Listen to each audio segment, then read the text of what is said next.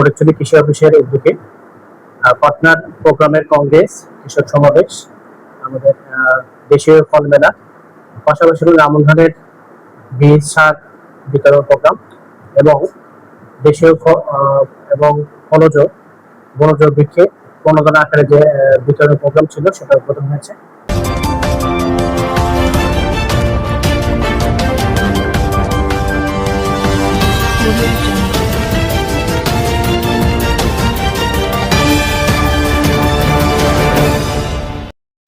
আসসালামু আলাইকুম। আজকে আমাদের ফটিকছড়ি কৃষি অফিসের উদ্যোগে পার্টনার প্রোগ্রামের কংগ্রেস, কৃষক সমাবেশ, আমাদের দেশীয় ফল মেলা, পাশাপাশি আমন ধানের বীজ সার বিতরণ প্রোগ্রাম এবং দেশীয় এবং ফলজ বনজ বৃক্ষে প্রণোদনা আকারে যে বিতরণ প্রোগ্রাম ছিল সেটা উদ্বোধন হয়েছে। আমাদের প্রধান অতিথি হিসেবে আমাদের নবনির্বাচিত মাননীয় সাংসদ ছিলেন এবং অন্যান্য বিভিন্ন ইউনিয়ন থেকে কৃষক ভাইরা ছিলেন। এখানে আমাদের আমন প্রণোদনা হিসেবে 2500 কৃষককে আমাদের আমন ধানের বীজ 5 কেজি করে বীজ এবং 10 কেজি এমওপি সার, 10 কেজি ডিএপি সার, মোট 20 কেজি সার প্রণোদনা হিসেবে দেওয়ার জন্য উদ্বোধন করা হলো।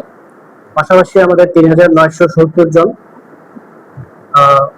কৃষক বা উপকারভোগীকে আমাদের মাননীয় প্রধানমন্ত্রীর যে টার্গেট বৃক্ষরোপণের সেটা অংশ হিসেবে চারা বিতরণ প্রোগ্রামটা উদ্বোধন করা হয়েছে।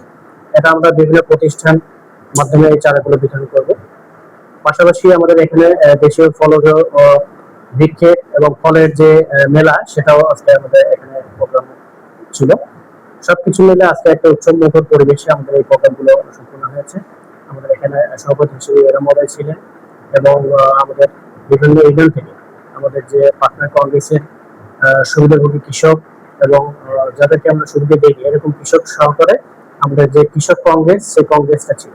তাহলে এখানে আমাদের বিভিন্ন স্টল ছিল, আমাদের উদ্যোক্তা স্টল ছিল, আমাদের এখানে গ্যাপ বা গুড এগ্রিকালচার প্র্যাকটিস যেটা উত্তম কৃষি চর্চা সেটার স্টল ছিল এবং 100 পরবর্তী যে ধানের জাত, নতুন ধানের জাত সম্প্রসারণের যে প্রযুক্তিগুলো সেগুলো একটা স্টল ছিল। সবকিছু মিলে আজকে খুব সুন্দরভাবে সুন্দর পরিবেশে আমাদের এই প্রোগ্রামগুলো সম্পন্ন হয়েছে।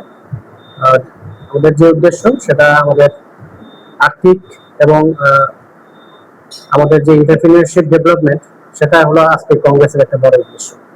ফটিকছড়িতে এই প্রোগ্রামটা শুরু হয়েছে, সামনে হয়তো 4 বছর ব্যাপী এই প্রোগ্রামগুলো চলবে এবং 4 বছর ব্যাপী চলার পরে আমার মনে হয় আমাদের যে নিম্ন এবং মধ্যবিত্ত যে কৃষক রয়েছে, শিক্ষিত তরুণ রয়েছে, তাদের অনেকটা অংশ আমাদের এই প্রোগ্রামের আওতায় আসতে পারবে এবং উপকার করতে পারবে।